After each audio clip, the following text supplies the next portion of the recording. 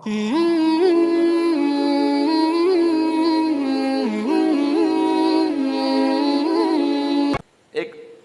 عثمانی سلطنت کا ایک بادشاہ تھا جس کا نام تھا سلیمان.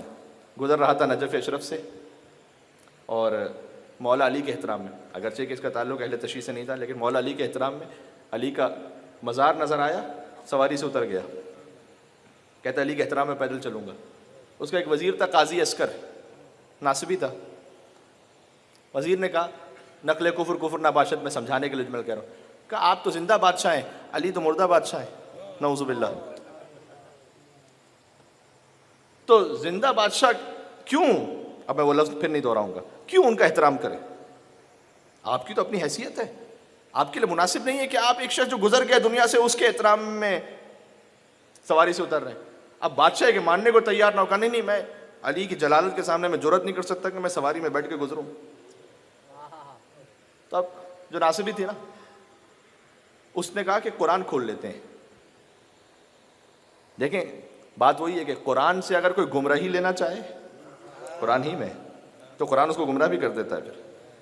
تو اس نے کہا قرآن کھول لیتے ہیں، اگر یہ ذکر آ جائے کہ سواری پہ نہ بیٹھو پیدل چلو، کوئی ایسا اشارہ آ جائے تو آپ کی بات ٹھیک ہے، ورنہ سواری پہ بیٹھ جائیے گا. دل میں یہ سوچا اب قرآن میں کون سی ایسی آیت ہوگی جس میں یہ اشارہ ہو کہ سواری پہ نہ بیٹھو پیدل چلو، تو کوئی بھی آیت نکلے گی تو پھر انہیں تو واپس سواری پہ بیٹھنا پڑے گا. بادشاہ نے کہا چلو ٹھیک ہے، قرآن کو کھولا.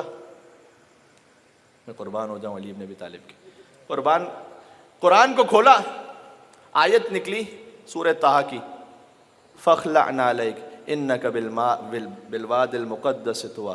اے موسیٰ اپنی نالین کو اتار دو، تو مقدس وادی میں ہو اس وقت.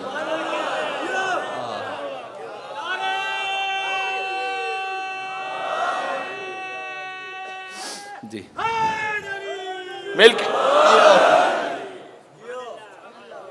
بادشاہ نے کہا پہلے تو پیدل چل رہا تھا، اب علی کا حکم آ گیا چپل بھی اتار دو. نعرے مل کے صلوات بھیج دے محمد و آل محمد پر. اب نالین اتار کے چلوں گا.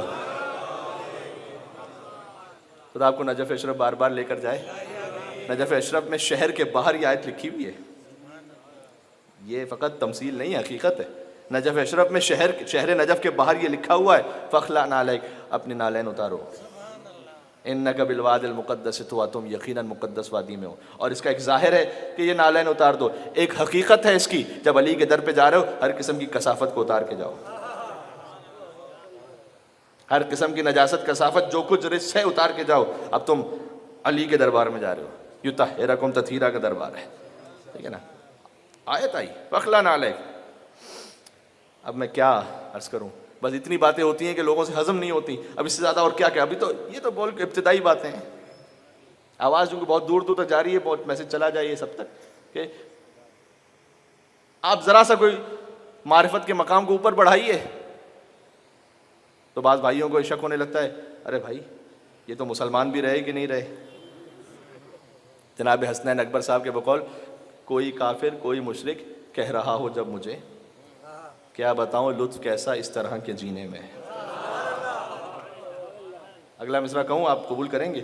کیا بتاؤں لطف کیسا اس طرح کے جینے میں، لوگ تو لفظوں کا حیدر سن کے دشمن ہو گئے.